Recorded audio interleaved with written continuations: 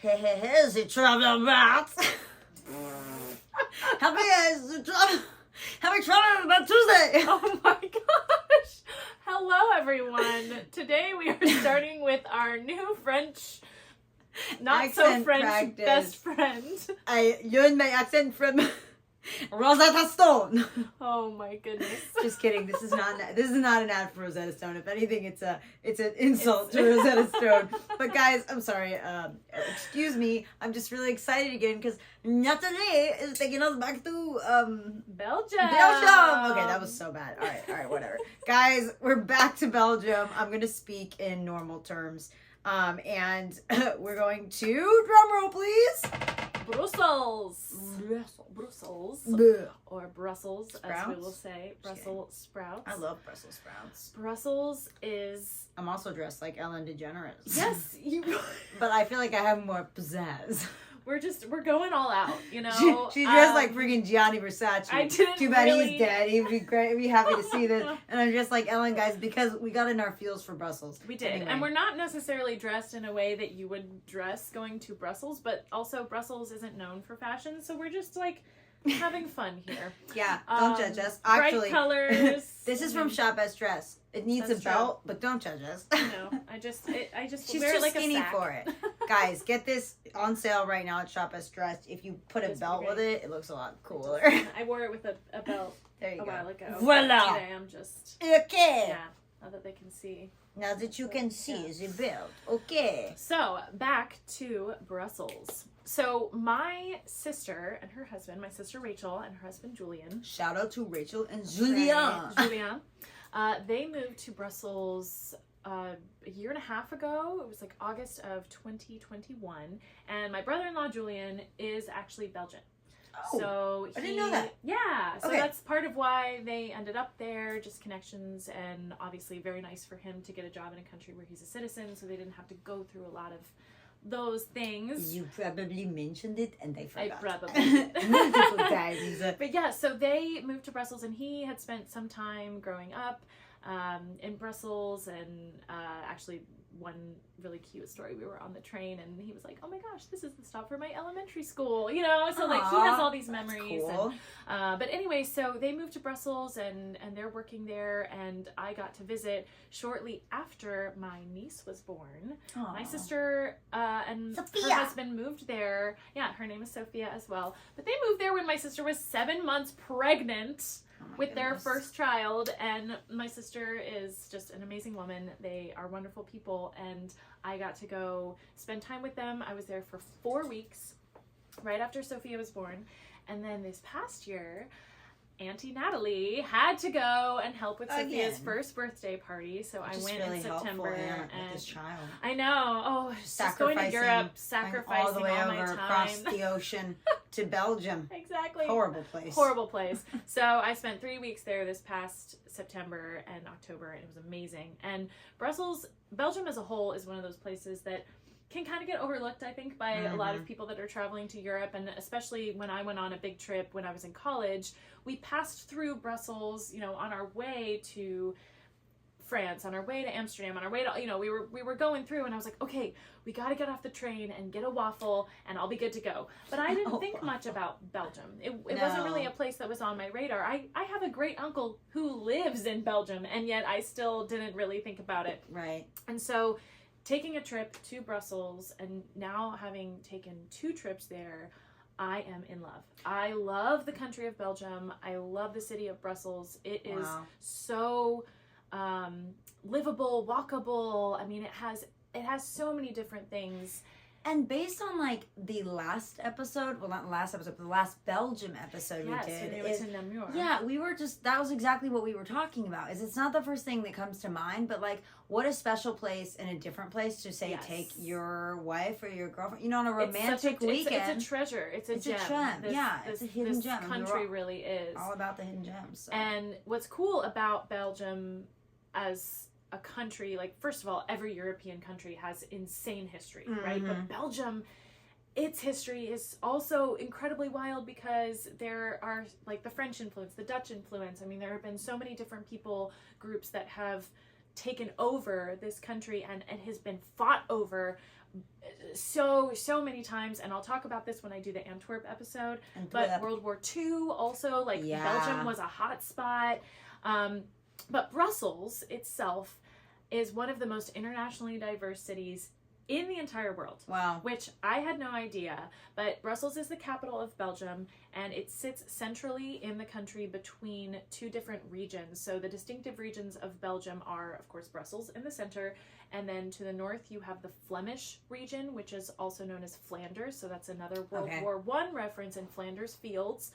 And then in the south you have the Walloon region, which is Wallonia, and that's where, when we went to Namur for Valentine's Day, we were in the Wallonian French-speaking. So French is spoken in Wallonia. That's the French-speaking region. And then in Flanders, they speak Flemish, which is basically a variation on Dutch. So, of course, it makes sense because Flanders connects to Holland. Right. And Wallonia connects to France. Right. French. Connects to French fry. Yeah, so it's cool that in such a small country you have such distinctive regions, and I will tell you, there's a little bit of a rivalry. So the French region is it like doesn't Manchester love the Dutch and Chelsea? It's even more intense than that, actually. Wow. Like it's kind of almost like the Irish, the Northern Irish, and it's a little bit more like that's deeply rooted, like bloody history kind of situation. Stuff. Yeah, but what's cool about Brussels is that it really is such a cool combination, a beautiful combination of all of these regions. And so English, French, and Dutch are all spoken widely, and like every sign you see is in all three languages. So you're getting all of that everywhere you go. I would say that's nice. It is really nice, and I would say that Dutch is probably the least spoken. Wow. You're going to find a lot more French population and French Belgian population, or I should say French-speaking Belgians in that area, but pretty much everyone speaks English. It's really great, especially for Americans who are visiting Europe that might feel a little bit nervous about language barriers. Like, English is spoken very widely, and what's also cool about Brussels that I didn't know is that not only is it the capital of Belgium, it is the capital of the EU, the European Union. So many people across the world, but especially in Europe, actually refer to Brussels as Europe's capital. Wow. That would make sense. Yeah, so it's like the political capital of all of Europe, and then on top of that, it is also the headquarters of NATO. Yeah. So you have a ton of Canadians and Americans and North America, all these like Americans coming over, and like it is like such a diverse population, and a lot of Europeans come to work there. It's just, there are so many different hubs in Brussels. Is it a larger city? Like, is it big? It's pretty big. It's pretty expansive. And that's, I think, what's really nice about it is it makes it, in my opinion, a little bit more livable that way. Like, you have the city center, but it's a pretty big city. Right. And the whole region of Brussels, it has like many municipalities. I mean, it's pretty big. Again, big in our mind, it's like we're in America where everything is quote unquote big, but we have a country that is like the size of a state. Right. That's Europe. Right. It's like everything is definitely on a smaller scale, but as far as cities go, it is pretty big. That's pretty crazy. So it makes sense that people from all over the world would make Belgium their home because of this center of commerce and politics and NATO and all of these different things. Some people that are just coming through that stay for a few years, and other people that live there for many years. That's pretty crazy, huh? But it's kind of like when you go to big cities like New York, you don't meet a lot of people who actually are New Yorkers, who grew up in New York. No, right. And they in Brussels, moved over to the that's city. a similar kind of thing. I would say less so than New York, but there are a lot of people that are like, no, I actually did grow up here, but it is a little bit more of an anomaly to find people who are actually from Brussels. Yeah. So aside from Brussels being known for all of those things, it is also known for some of my favorite things that I think are the best things, which are... These are a few of my favorite things. Waffles. Ooh. Chocolate. Ooh. Beer. And fries. Oh, is it French fries? I mean, and that's the thing, is that French fries actually aren't French. I know. What we in America call French fries are actually Belgian fries. Now, Belgian fries doesn't have the same ring as French fries, but French fries are not French. They are Belgian. So, little known fact. Oh, I see. I thought they weren't French or Belgium. I thought they were just what Americans called French. It's an American. I mean, of course, Americanized thing, but that is Belgian. It's not American. Way. It's a Belgian thing. And the Belgians are very particular about how they fry their fries. They double fry them. They have this whole like thing. It's very specific, and so the food is good. I take it. Oh my gosh, the food is amazing. Now I will say, you don't necessarily go to Belgium for the cuisine, but the cuisine is really amazing. I mean, it's a lot of like the Flemish stew is really famous in Flanders. It's like very like hearty meals. Right, they have their distinct things that are really fun to try.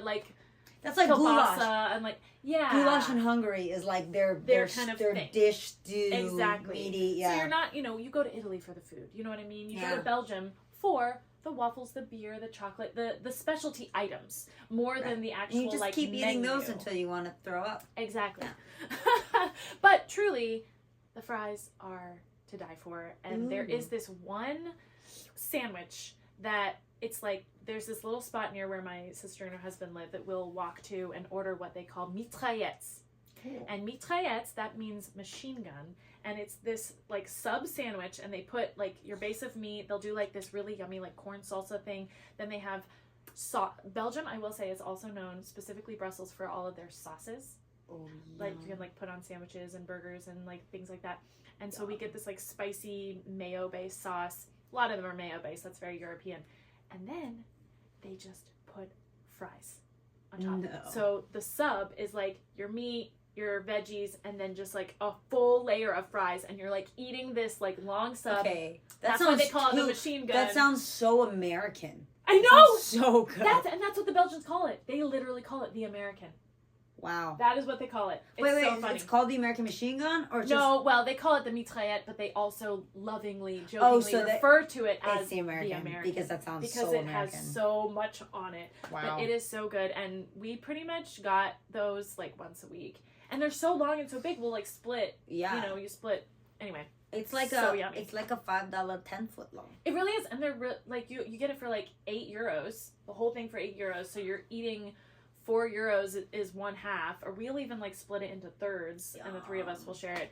So that is one thing. Mitraillettes are definitely top of the line. I don't have a lot of like necessarily like restaurant suggestions. I mean, New Belgium Brewing, like there's a lot of amazing breweries. I imagine you can find those mitraillettes a lot of places. I think so. And I mean, this place, like they're kind of one of those hole in the wall places that everyone talks about, like going there to get their mitraillettes kind of thing. But really, like, Belgium is, it really is such a diverse country, and Brussels being such a diverse city, that you're gonna find kind of the Belgian cuisine that leans more toward, like, the stews, and the more, like, meat heavy, like, brothy, and, like, potatoes, tasty, and, I mean, all that kind of stuff that you really... It's that area of Europe, but it's tasty. It's like, and in my mind, that's kind of like a German, and there are parts of Belgium that are like more German speaking too. Mm-hmm. It's not really like an official region like Wallonia or Flanders, but you do have a lot of that German influence, I think, when it comes to the cuisine. And you have German and Dutch. The Belgian chocolates, which is where Belgian that is from. So good.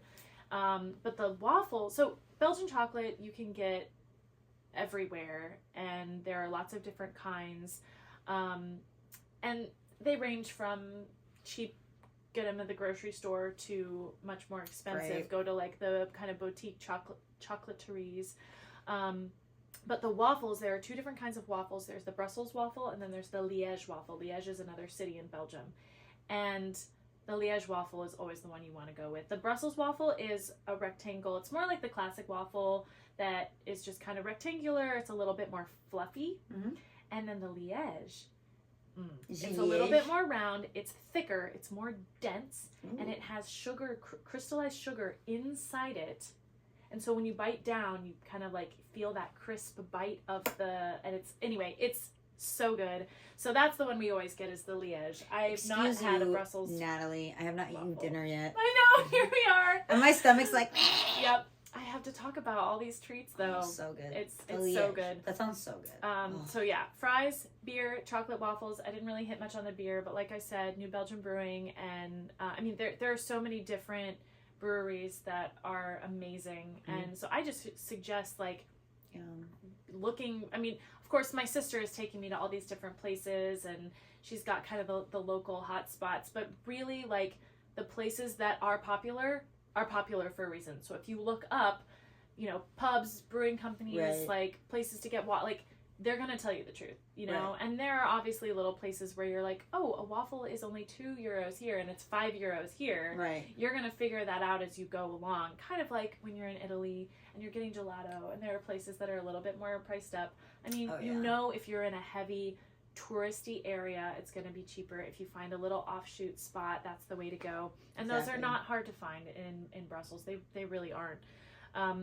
And Brussels, as I mentioned, as a city, but also Belgium as a country, has a lot of very rich history, which I won't really go into much today, but it's similar, as I said, to any European city. There's a lot of deep, hundreds and hundreds and hundreds of years worth of history that we just don't have in the States. And so any European city is going to have this like depth to it that you're not necessarily going to get in the States, which it's different and wonderful in its own way. It's not necessarily better.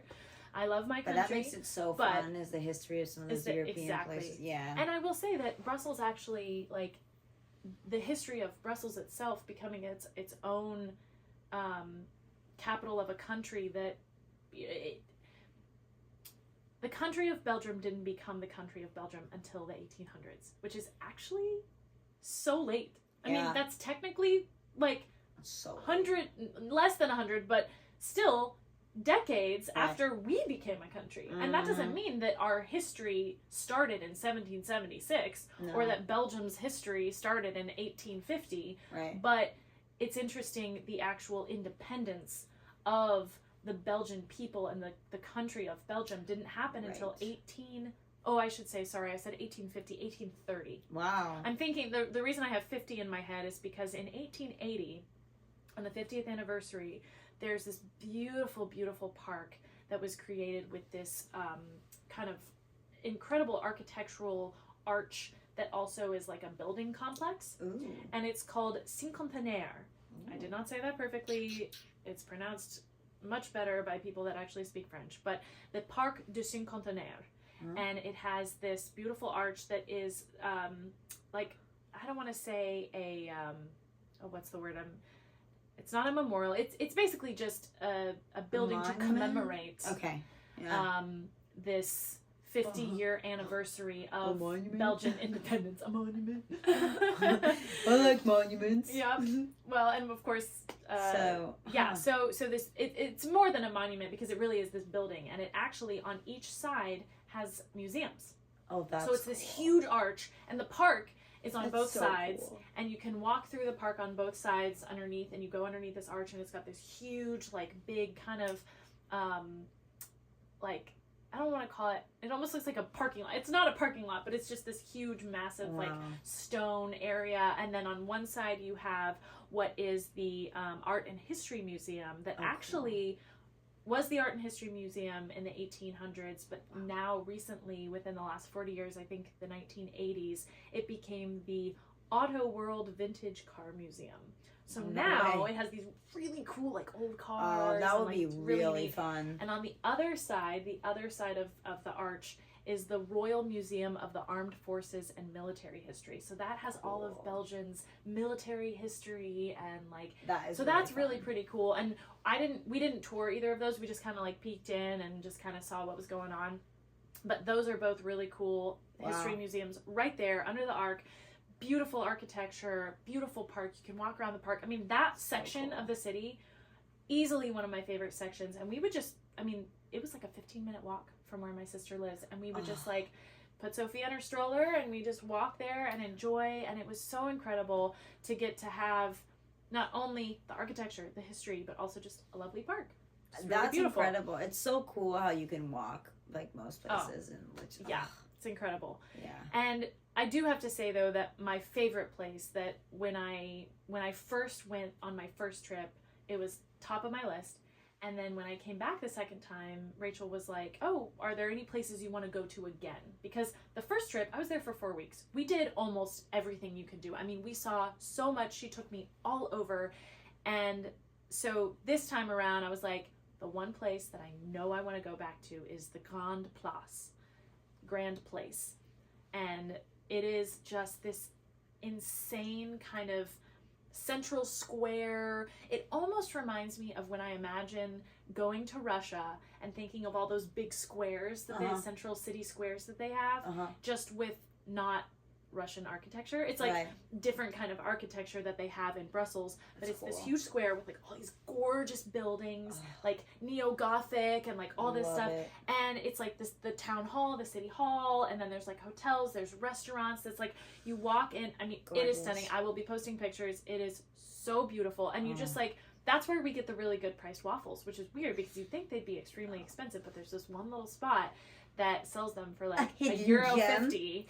Exactly. And so you can get like all sorts of stuff food wise. You can just like hang out in the square. It's amazing. And so it's like where a lot of the city related buildings are. Again, like I said, the town hall, that kind of thing, but they also have just like really nice, I mean, they also have a Starbucks, like literally, you know, Starbucks is everywhere. You got it everywhere, but you can sit there with your cup of coffee and just enjoy the Grand Place. I think that's what I love so much about Europe. That, okay, you get it a little bit in like, okay, downtown Fort Myers here, and then some of the little city places, but like, those squares, you know, they have them in Latin America too, where they have those squares, and like people sit all around the square, and they have people playing. You can people watch. That's where people gather. Like honestly, before we had, I mean, obviously social media is this new and amazing thing where it is a gathering place, but it's not a physical gathering place, and it's like these squares existed because this is where people gathered to be together. This is where people like, you know, where revolts started. This is where, you know, meetings that created incredible groups that changed the world history happened. You know, this is where people also just met to have markets and see their friends and get together. I mean, it's like these squares represent so much in European history that, again, we don't have as much in the States. And where we do have these kind of square type places, they're much smaller in the States. Yeah. I mean, it's called the Grand Place for a reason. It is massive. And you just, it is like such an exciting sight just to see like so many different, it's the architecture. It's really. It's like it's so one of many the biggest differences between a lot of the United States like towns, cities, and like these European places. There's just so much more community around it too. Yeah, you know, so cool. And of course, Brussels being a European city, like and being in Europe, they have a king and a queen. Still. Yeah. I didn't even know that. Yeah, so they have cool. a palace, and you can like go and I don't know if they give tours of the palace, but there's like a couple different palaces. How cool. One that's like more in like the city center area, and then one that's more like far out in the countryside, and like anyway, it's a beautiful, beautiful country and an incredible city, and you really can see so much. But one of the highlights for me that is newer is the Atomium. Have you ever heard of the Atomium? Okay, I'm really excited to like post pictures of this because it is so cool. And it was actually, I'm fairly certain that after World War II, there were a number of years where the World's Fair didn't happen. Okay, yeah. Because of all of these war-torn countries. Right. And it didn't seem appropriate. And I'm fairly certain that the 1958 World's Fair was the first World's Fair post the World War. World War, yeah.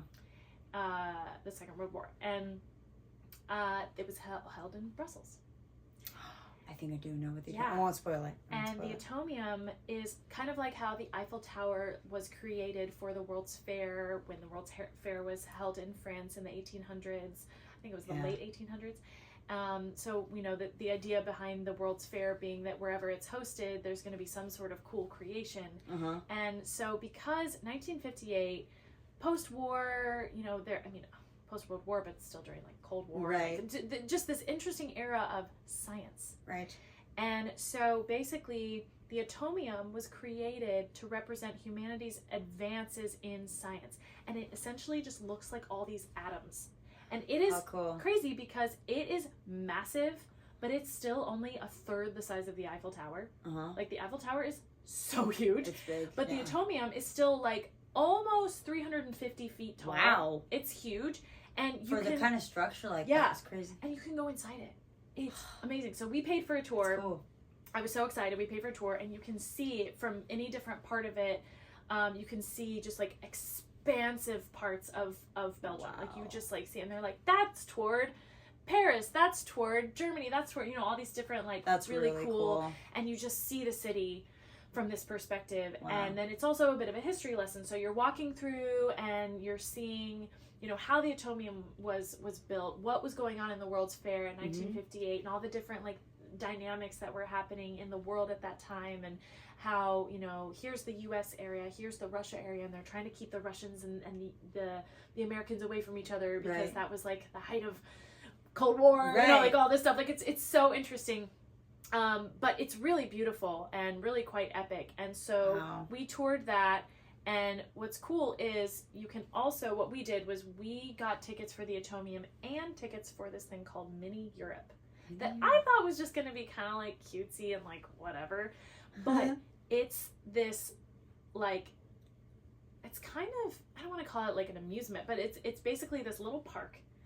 And it's like they have miniature versions of the most famous sites in all of the European Union countries. Oh, I love that. I've seen one of those in Mexico. It's so cool. So cool. Cool. I loved it. I was totally shocked little by dollhouse it. things. Yeah. And it's like, I love it. And so you go through and you start, and like each country that is in the European Union is represented, and so it has different, like, you know, famous, like, obviously it has like a miniature Eiffel Tower. It has, when you go through the Dutch area, it has miniature, like, windmills and stuff. And then when you go, it has a miniature Big Ben and the Parliament in London. And so it's really cool. And that for me was a treat that I think we were just kind of like, oh, well, it's not that much more to get the ticket to do Mini Europe and to do the atomium. Right. And what's cool is that Mini Europe is literally, like, you see the atomium. It's like right there.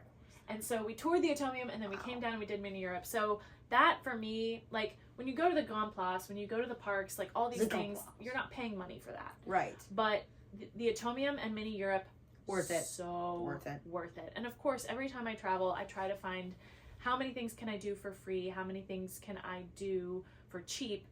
And this one wasn't actually that expensive, but it was worth what we spent. I mean, it was probably like 20 euros. Yeah, it really wasn't that bad, and it was you gotta splurge on some of the stuff that's just totally worth it. Yeah, exactly. And a lot of the museums, I think similar to a lot of different cities, you have a mixture of free and not free. Right. So the museums are great. And then, of course, like I mentioned, like the breweries and the pubs, like definitely going on, like, I think some of the cities, Brussels, I know has like a beer tour, you know, you can do that, which again, you pay for, but that's fun. I haven't done it because I had a sister who was like, oh, I'm going to take you to all these places. Right. But if you want to do one of those tours, those are really great. And then just like every European city, it also has beautiful cathedrals. And so, gorgeous. You know, and they're literally on, like, you get off the train and there's just like a cathedral, and you just turn the corner and there's a cathedral. Like, again, very European.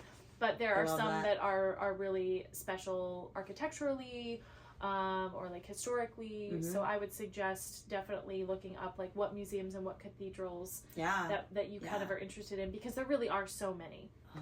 I love that. And also what I love about Brussels is that it is so close to a ton of other really great cities, not only within Belgium, as I mentioned when we did the Namur episode, that was like maybe an hour and a half on the train, maybe 2 hours. I mean, it's like welcome. It's like welcome to Europe. That's welcome how it is, Europe. And it's so cool. And like, honestly, with the cathedrals, that is like, for me, the highlight of visiting Europe is going to all the different cathedrals. Absolutely. So like getting to go to, like, we did a day trip to Antwerp, we did a day trip to Bruges, which I will be talking about in future episodes.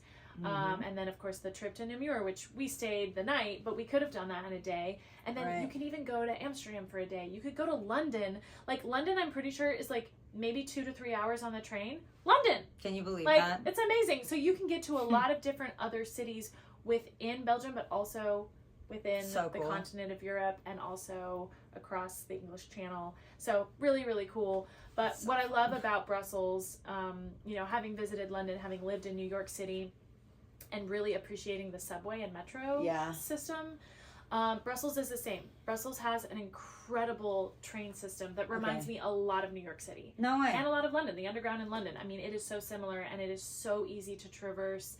And nice. As far as like a European city that makes it so easy for you to get around places, it's like they have buses, they have little trams that you can take, and if you get a ticket for the metro, the subway, the train, the underground, whatever you want to call it, it also works for the bus system and the trams. So it's not like you have to get a separate ticket for the buses, a separate ticket for the trams. It's all the same. And a fun little fact that I read is that Brussels, you know how a lot of different cities have like twin cities or cities that they like are similar to in other countries. I read that 2 cities in the U.S. are considered twin cities of Brussels. One is Atlanta, and one is Washington, D.C., which is fun that like D.C. has a very similar feel to Brussels as well as Atlanta, just in like that city feel. It offers a lot. It's pretty spread out, that kind of thing. So, yeah. I bet you $50 Brussels is a lot cooler than Atlanta. I only hate Atlanta because I grew up in Atlanta. And I will say, like, obviously the history lesson that you get in a place like DC, the history lesson that you get in a place like Brussels, the architecture that you get in a place like Brussels or DC is going to be a totally different experience than Atlanta. They're just totally different. But I think like Atlanta, maybe the connection for me is that it does feel pretty expansive. Yeah. And you know what? I've had Atlanta on our list for how long? I have not done, I think we did a short one. Okay. But I would love to go back and do an episode. She just doesn't want to talk about her hometown, guys. What's That's up? another one is like we've pushed Miami out maybe like 2 years. And people are like, Miami. And then we've pushed Atlanta out so far where I'm like, oh, that's so easy for me. Like how many times have I been home? And I mean, I've forced, when the Travel Brats were first, like, we got to do Atlanta. I forced like my family to go do all these touristy things in Atlanta with me and like see how they actually were. So we're like, come on, we'll do like the tourist stuff and then we'll like shout out the hidden gems. And now like I've got a great arsenal for Atlanta, great content for Atlanta, and I just got to do it. So you guys let us know what you want, but this was phenomenal, Natalie. Thank you for taking us to Brussels with you. I felt like I was there. I was just quietly imagining all these beautiful things this entire time. So, guys, we hope you loved it, and we're not done with Belgium yet because Natalie's the Belgian queen. We'll be back to Belgium. Apparently not the actual Belgian queen, but like pretty darn close in her Versace. But guys, don't forget to like and subscribe to the podcast. We love you so much. Shop as stressed. Check out La Stella. We love them, and we will see you guys next Tuesday. Au revoir. Au revoir.